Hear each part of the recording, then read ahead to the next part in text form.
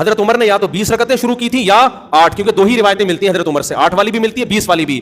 ہم کہتے ہیں اس 8 والی پر پوری روئے زمین میں کہیں بھی عمل نہیں ہوا, اور اس 8 کی سند میں اضطراب ہونے کی وجہ سے ضعیف بھی ہے. بڑے بڑے محدثین نے اس کو ضعیف قرار دیا ہے. جو اسکالرز یوٹیوب پہ آ کے یہ کہتے ہیں نا کہ بالاتفاق صحیح ہے, خدا کی قسم جھوٹ بولتے ہیں. وہ اتنے دھڑلے سے آج کل جھوٹ بولا جاتا ہے نا سوسائٹی میں کہ لوگ اس کو سچ سمجھنا شروع کر دیتے ہیں اور پھر چیلنج کرتے ہیں کوئی یہ گولڈن سند ہے, کوئی 8 رکعت والی حدیث کو ضعیف نہیں ثابت کر سکتا.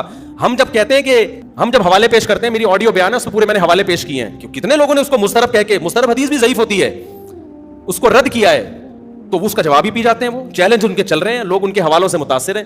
اگر وہ 8 رکعت والی حضرت عمر سے ثابت ہوتی تو اس دور میں کتنی رکعتیں مشہور چلتی؟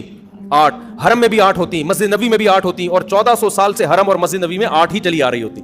ابو حنیفہ بھی 8 کے قائل ہوتے, امام شافعی جیسے محدث اور مجتہد بھی 8 کے قائل ہوتے, امام احمد جو امام بخاری کے استاذ ہیں وہ بھی 8 کے قائل ہوتے, امام مالک بھی 8 کے قائل ہوتے, اور عبداللہ بن مسعود بھی 8 پڑھ رہے ہوتے, اور عثمان بن عفان بھی 8 پڑھ رہے ہوتے. ہم کہتے ہیں کہیں کوئی ضعیف روایت بھی نہیں ملتی کہ عثمان بن عفان کے دور میں 8 ہوئی, حضرت علی کے دور میں 8 ہوئی. 20 والی تو بہت ساری ملتی ہے ہمیں. تو اس لیے, اور تواتر عملی بھی ملتا ہے. 150-200 سال پہلے فقہا بیان کرتے ہیں کہ پوری روئے زمین پر ہمیں کوئی بھی مسجد نظر نہیں آتی, ٹریولنگ ہوتی تھی نا اس زمانے میں بھی, کہ کہیں بھی ہمیں 20 رکعت سے کم 1 رکعت مل رہی ہو. بعض لوگ کہتے ہیں بخاری کی حدیث ہے کہ نبی صلی اللہ علیہ وسلم رمضان اور غیر رمضان میں 8 سے زیادہ نہیں پڑھتے تھے.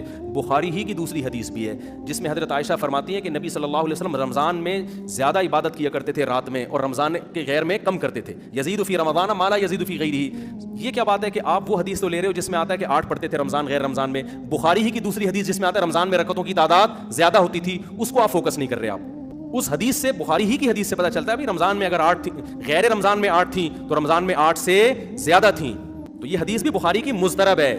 حضرت عائشہ کا بیان میں اضطراب ہے. حدیث کی سند ٹھیک ہوتی ہے بعض دفعہ, لیکن سند صحیح ہونے کے باوجود جب 2 حدیثوں میں ٹکراؤ ہوتا ہے تو وہ حدیث قابل استدلال نہیں رہتی. ہم یہ کہتے ہیں کہ امی عائشہ کہتی ہیں کہ ایک طرف کہہ رہی ہیں کہ رمضان میں آپ 8 پڑھتے تھے, دوسری طرف کہہ رہی ہیں 8 سے زیادہ پڑھتے تھے. ہم کہتے ہیں 8 والی حدیث کی تائید ہمیں دوسری حدیثوں سے نہیں ملتی. رمضان میں 8 سے زیادہ پڑھتے تھے, اس کی تائید میں دوسری صحیح حدیثیں موجود ہیں.